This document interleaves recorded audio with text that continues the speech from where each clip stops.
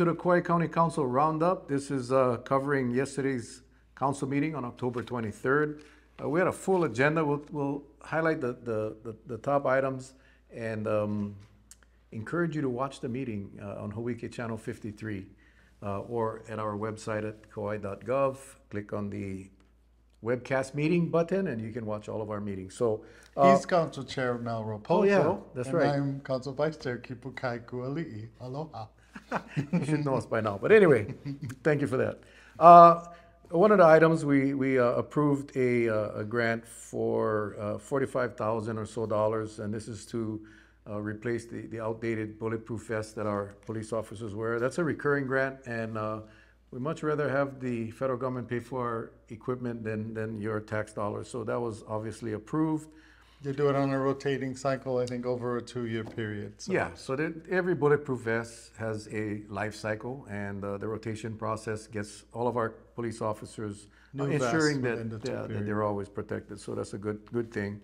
We also had a grant request from our what was used to be called the Civil Defense, now it's Emergency Management, for $780,000. And this is, in addition, we had a few items on the agenda. We'll just talk in general.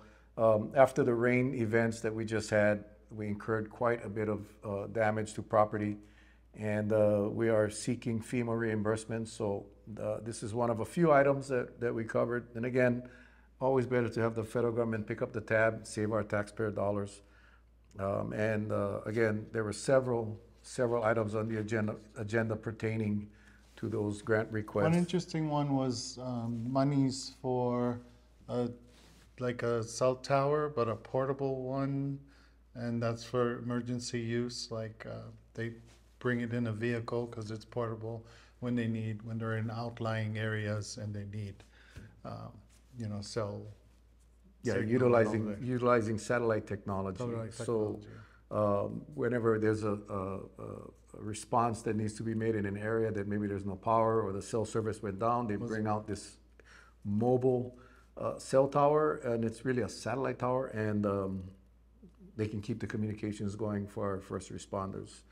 And along those lines too, I think the Hyanna people in the North Shore community had some concerns because of their cell tower, and there was some confusion, but then they were all good with it at the meeting when they got the right information. There is a proposed, a landowner out in Hyanna is proposing to put up a cell tower system, and the community does not want it there. Yeah. This is nothing to do with not that. At all. Not at all. We had a briefing and a request to authorize our solid waste division to enter into an agreement with the state clean water branch, and it's called an administrative order of consent. Let me just give you a little bit of background. Back in 2016, 8 years ago, when the State Department of Health came down and did inspections, they found that our transfer stations were not following the appropriate best management practices to ensure that the waterways would be protected. And since then, we have done a lot. We spent a lot of money on mini renovations to comply with the State Clean Water Act. And but that notice of violation, when that was issued, while there were no fines, that notice of violation stays on the books, and it doesn't get removed until all of the renovations have been done. And as you're aware, Lihue Transfer Station is closed right now for renovations. Kapa'a Transfer Station will be closed in a very short while for renovations. And obviously that takes money, and we'll talk a little bit about that later. But this administrative order on consent will allow our county to negotiate with the state, work out a timeline, work out with the specifics that needs to be done. And the best part of this, number one, it's going to save us a ton of money. Mm-hmm. But number two, it's going to remove that notice of violation from the Clean Water Branch docket. And then from then on, at least we won't be threatened with fines. And I think it was said by a council member yesterday, when we get charged a fine, that just takes away money that could be used for the renovations that have been necessary. So that's kind of what that was. Obviously, that was approved. Yeah, we're just fortunate too that we have this opportunity, that the finers, the powers that be, are looking for corrective action rather than penalties. Yeah, and I do want to say mahalo to our solid waste division, Allison Fraley and her team, because this, as Kipukai just said, this opportunity to enter into these consent orders aren't common. And because of the county's efforts in the renovations that have occurred, they trust the county enough that they will release the notice of violation and enter into this agreement. So I think it's a good thing for us, and I think at the end of the day, we'll get the renovations done and save a ton of money. And let's see what's next. We had a discussion on performance audits. The administration as well as the council, I've been meeting with them for quite a while to talk about some of the performance audits that we would like to see. The administration proposed 3 audits.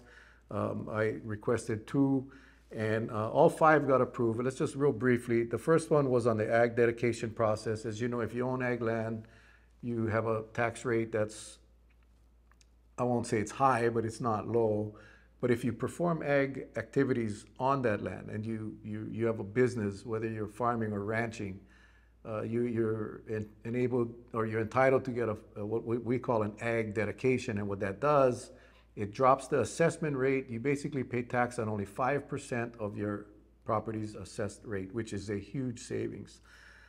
In my investigation, I suspect that there are many parcels of land out there that are in ag and have an ag dedication, getting the tax benefits, but not conducting ag activities.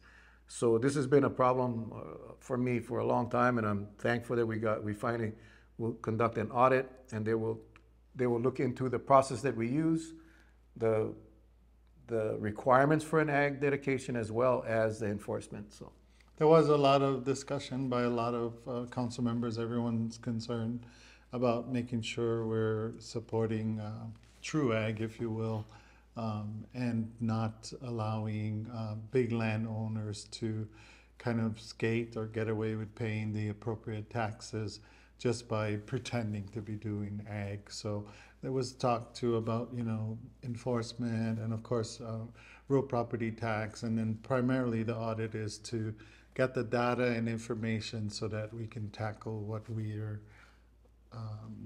thinking is potentially a problem out there. And the people at real property tax agreed as well. So yeah, there's 2 types of audits. There's a performance audit and investigative audit. These are specifically performance audits, and it's really to be used as a tool. We have a new finance director. We have a new real property tax manager. We have a new tax assessor that is assigned to ag. They're all new. We have a new finance director. Yeah. And this will provide a roadmap, a guideline, some suggestions and recommendations that we can use. We found out yesterday that as the new tax manager testified, we really don't have policies and rules in place that, and the ones that are there have been here for so long. So this will give us an opportunity to restart that process, restructure the program. And again, as Mr. Kualii just said, these billionaire landowners that are paying a couple $100 on $1 million worth of land because they have a dedication, we just want to make sure that they are conducting the appropriate agricultural activities. And that if there's policies that, laws in place that we have to fix or enhance, make better, we want to know that. One of the things that was talked about during the discussion was how the ag dedication person has to turn in their Schedule F with the taxes to show their farm income. But it sounded like they could just show any farm income. So how can you really have a farm operation if you have hundreds of acres and then you have, whatever, a couple $100 of income? So there was no income threshold. So it seemed like there should be some kind of income threshold tied to amount of acreage or something. Just, some bare minimum. Yeah, I mean, you're getting thousands and thousands and thousands of dollars in tax breaks. But the reason we do that is because we want to encourage agriculture. We want to encourage food sustainability. And the fact that you have all these lands and you may have a little small portion, dedicated to ag, but you're getting the dedication for the entire property. It's simply not fair. One of the council members talked about having a few cows and then moving it from here to there so that they can show the picture of having Yeah. cows.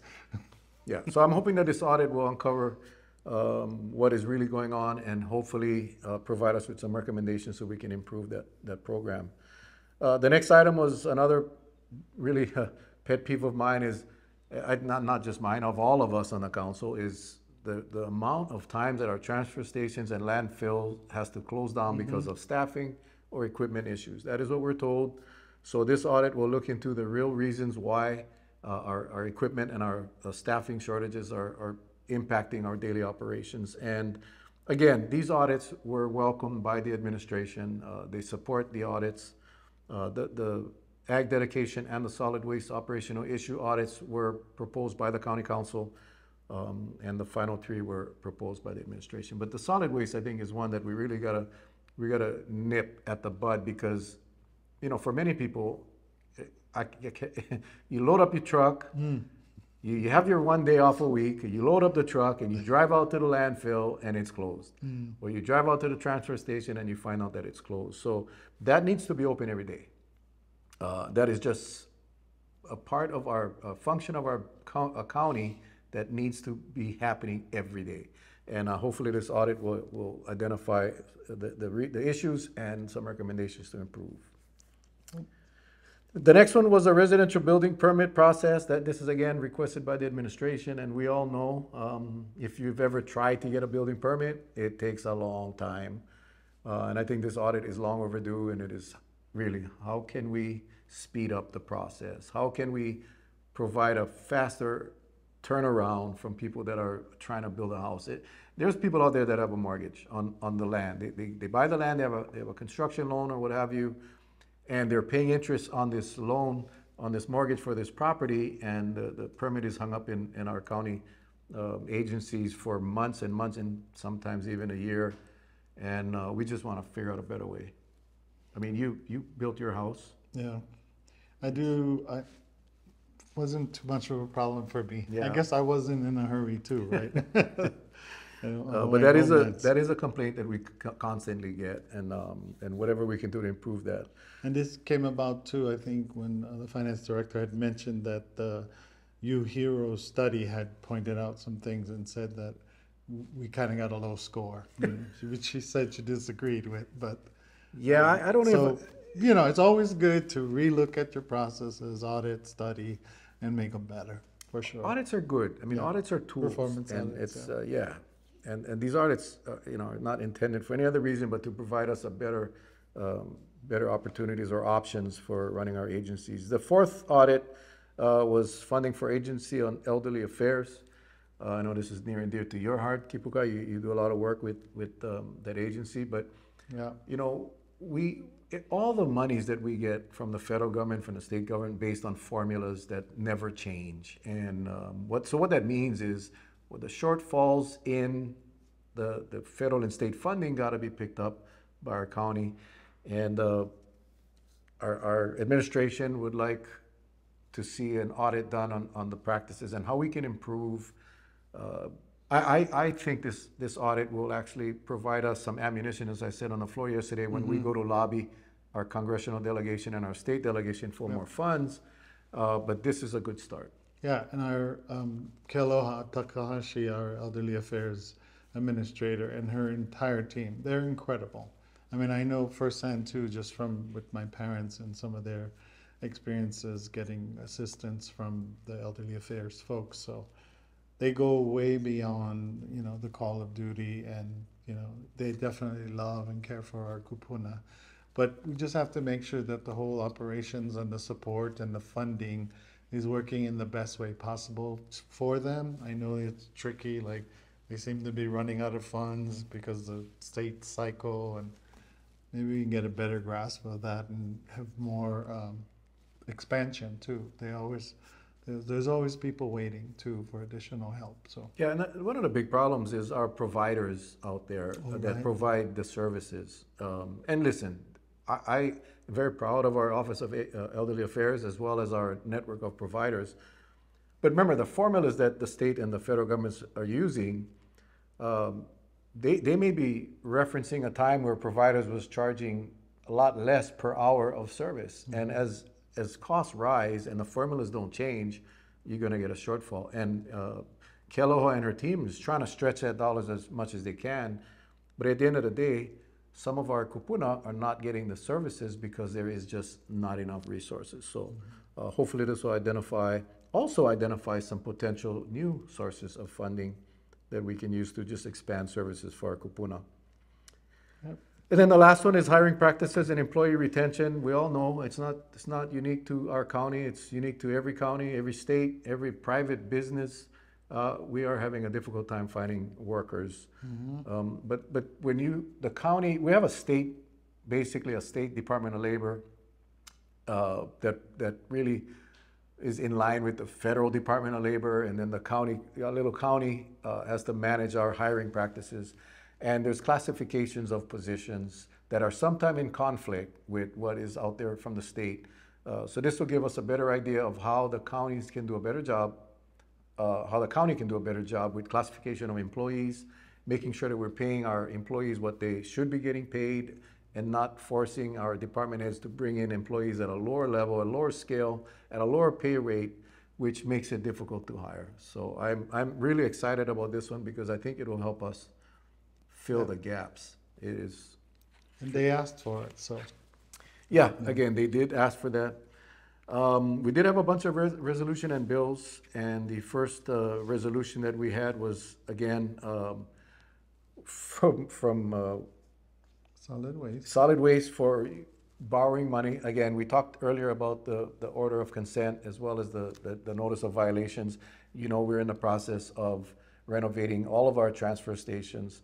So we have Lihui and Kapa'a, we have all the funding in place. This funding will be for Hanalei and Hanapepe. That's from the State Water Pollution Control Revolving Fund. So it's funds that are available to us for this. And it's a revolving fund. It's a loan basically, but very low interest and easier to obtain than going out through the commercial market.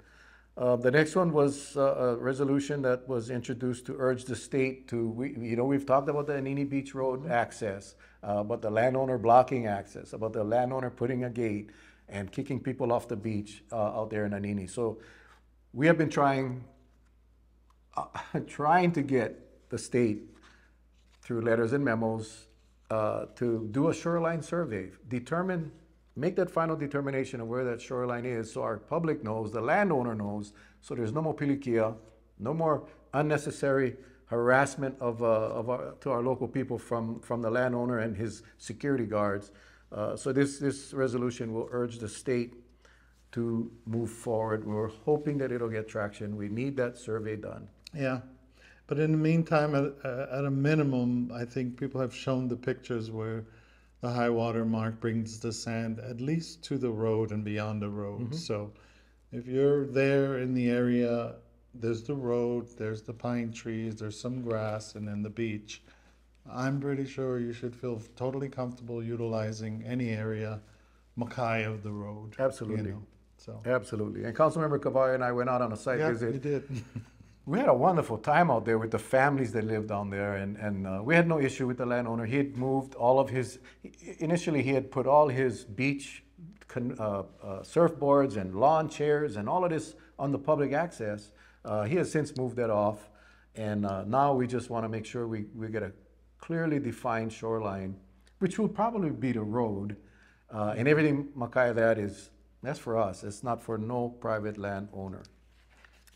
Next one was a resolution supporting Operation Greenlight for veterans. This is just a tribute and honor to our veterans that have served in the armed forces, and asking homeowners and businesses alike to turn on a green light. You see the county round building, I think even the historic county building. I think this was started by the National Association of Counties, NACO, which we belong to, maybe 4 or 5 years ago. So we try to participate every year. We do participate every year. Yeah. Councilmember Carvalho brought this forward. Yeah, that's obviously Veterans Day is coming up, and please, guys, we got to say thanks to our veterans that are out there. Always. And pray for those that made the ultimate sacrifice. The next resolution we did was really kind of an expansion of what the Anini Beach one was. We, in the last term, we've really made it a focus to identify public accesses that we once had, not just beach, but mountain access as well, that we have lost, whether through we forgot it was there, or landowners buying, transferring of these lands that are adjacent to these accesses, or may even include the access, and they have decided not to preserve the access. So this here is a resolution urging the planning department to evaluate, identify, and pursue the reclamation of our public accesses. This one is long overdue, and we do have, myself and Councilmember DeCosta is working with our planning director, Kaina Ho. We have identified 4, I believe, right now that we're actively pursuing. We have a couple that's in litigation that we obviously cannot talk about, but we are making a very strong, aggressive effort to reclaim these accesses that belong to you and I, and him. And we also always think about, easy to think about the beach and coastal access, but this also includes Mauka access for hunters and hikers and gatherers and people going for getting food, picking food, fruits and stuff like that. So this resolution is very broad. I think it's a really important resolution that we will keep pointing back to time after time. And I think too, it's all about access, like even creating new access. So when there's any kind of new development on any property, making sure that they provide access as well. So providing new access, preserving existing access, and then maybe also restoring accesses that has kind of like faded away because no one was paying attention, but that we know that they are, so we have to go back and restore them. Yeah, and to me, public access is an access that is accessible by a kupuna. We're kupuna now. But when we went to Anini, and when you're driving towards Anini and you see all the kupuna, I'm talking 60, 70, 80-year-old grandmas fishing for Oama. I think when a landowner is required to provide access, it shouldn't be a rocky access. It shouldn't be a difficult access to traverse. It just should be something that our kupuna, to me, I think, if it's an access, then it's one that everyone can get to.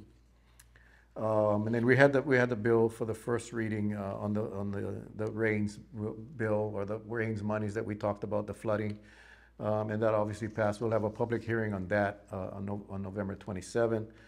And then we had our second reading of a bill that was in front of us months and months and months ago. I went to the Planning Commission. It got sorted out, dissected, cleaned up, and sent back to us. And this is the bill that would allow an additional guest house on our lands on Kauai, more specifically targeting ag lands. Because it's adding that density there where it never existed, because we've already done ADUs and ARUs, so in a lot of our residential areas and stuff, there are those additional opportunities.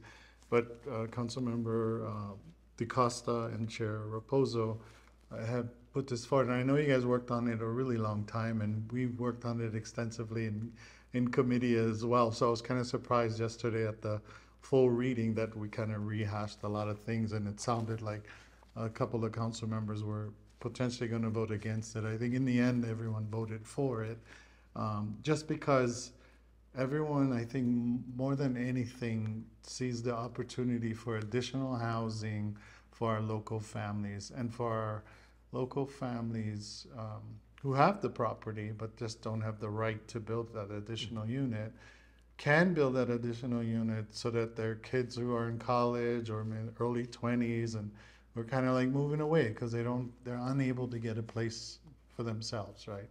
So this is just to try and keep more of our kids at home, more or less. Yeah, so until this bill, building an extra guest house on an ag parcel was illegal. You just could not do it. So there's been, I think when I wasn't on the council at the time, but you were vice chair, and you guys allowed the additional units on residential. And we increased the size, I think, of the guest house from 500 to 800 square feet.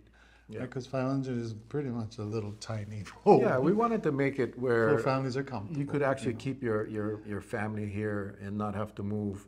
And you know, there was always, it's not the first time we've tried to do this. I mean, this goes back 10 years ago when with the prior administration, and the administration never got behind the proposal to add density on ag lands because we wanted to preserve ag, which is true. But this bill made it very, very, it was very specific that, and the two big differences from this proposed bill, or this bill that actually passed, to the last proposal 10 years ago and 6 years ago, is that we made the restriction on the size of the unit. The prior proposals didn't have a restriction. So you could have the gentleman farmers out there build another 5,000 square foot mansion. Well, that can't happen here. The limit is 800 square feet.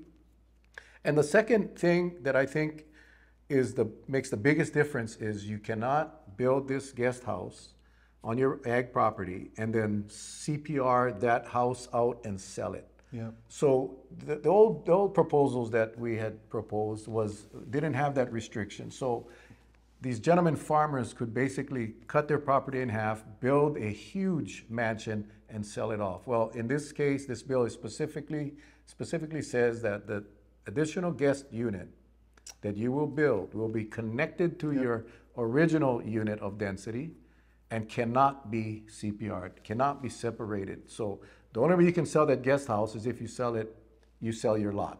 Yeah. And cannot be used for transient vacation rentals either. Yeah.